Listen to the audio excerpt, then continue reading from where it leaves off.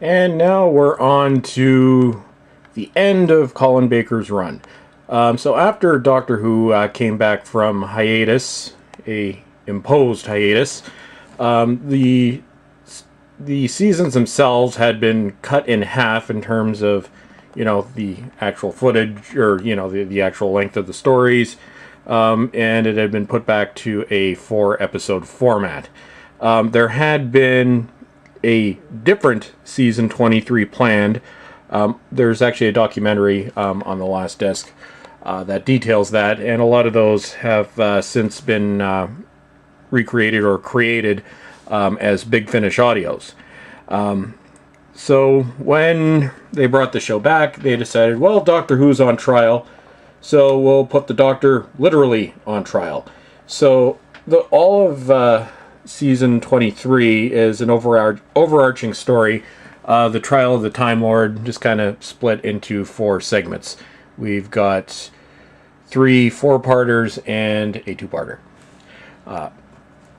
So we start with Trial of the Time Lord, and I think one of the things here is the opening the opening sequence is actually probably one of the most elaborate in the show's original run, but I think they killed most of the budget on that one. Another thing that you'll notice is, and actually I've got these reversed. It was The Mysterious Planet is the first one, that's the second one. Should have put these in order, but whatever. So when they brought it back, so they spent most of the budget on the big one. Or on the big opening scene. And also this series officially marked the end of the usage of film cameras for location sequences, and they were just shot on what I'm pretty sure is just digital Betacam, like the rest of the story. So visually it does, I guess, hold together a little better, but you lose the atmosphere. I think the film sequences in some of the earlier series really, they added an atmosphere to the show that, was gone when they took it away. But anyway, so we have the Mysterious Planet, Clunky Monster.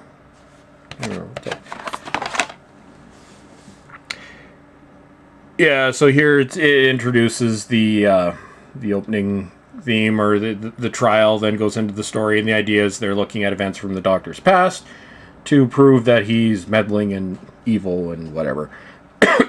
So we start with the Mysterious Planet.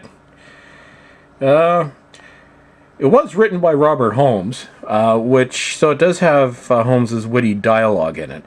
This was also the last full story to be written by Holmes, as he actually passed away near the end of the season. He wrote the first part of the last 2 episodes.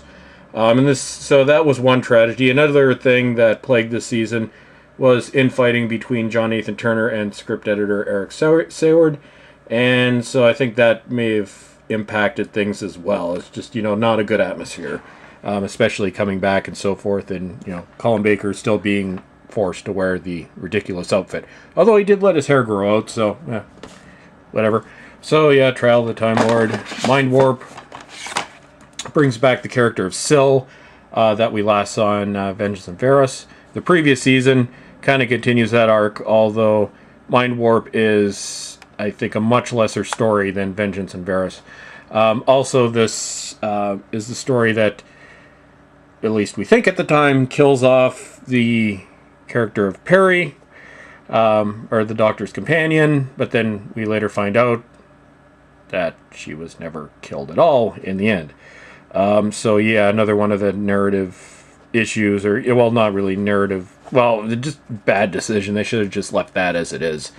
Then Terror of the Vervoids, probably the weakest of the 3, also introduces the character of Mel, which was never very well received, although she has done much better in the audiobooks that she's done, or audio dramas through Big Finish. So like Colin Baker, she redeemed the character. And this one was pretty much just thrown together. They hired Pip and Jane Baker. They needed to fill a story, so they came up with this. It wasn't great, but it was, I guess, all they had to go with. And then we go to the very problematic Ultimate Foe, which also brings back Anthony Ainley. Part 1 and Part 2 are very different.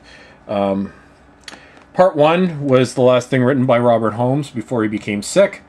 And because of issues between John Nathan Turner and Eric Sayward, they were not able to use his script for part 2. So part 1 is a brilliant story. Part 2 is a mess.